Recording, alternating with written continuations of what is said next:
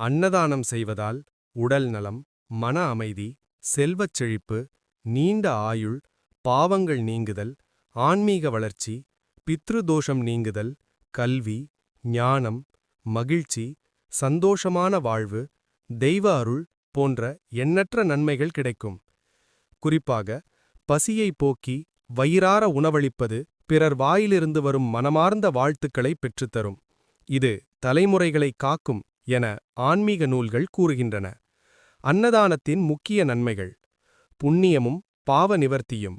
இது மகத்தான புண்ணியத்தை அளித்து கர்ம வினைகள் மற்றும் கடுமையான தோஷங்களை குறைக்கும். ஆரோக்கியம் மற்றும் ஆயுள். நல்ல ஆரோக்கியம், நீண்ட ஆயுள் கிடைக்கும். குழந்தைகளின் ஆரோக்கியம் வளரும். மன அமைதி மற்றும் சந்தோஷம்.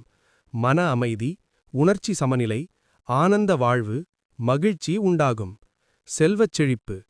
கல்வி, செல்வம், ஞானம், கடன் தொல்லைகள் நீங்குதல் போன்ற பலன்கள் கிடைக்கும். ஆன்மீக வளர்ச்சி. ஆன்மீக வளர்ச்சி, தெய்வத்தின் அருள் நேரடியாக கிடைக்கும். தர்மதேவதை குடிகொள்வாள். பித்ருதோஷம் நீங்கும்.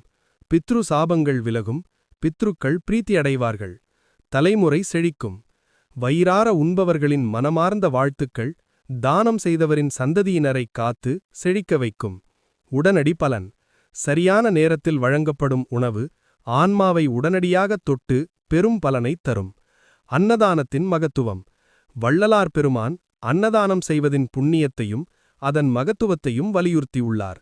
ஒருவரை முழுமையாக திருப்திப்படுத்தக்கூடிய தானம் உணவு தானம் மட்டுமே.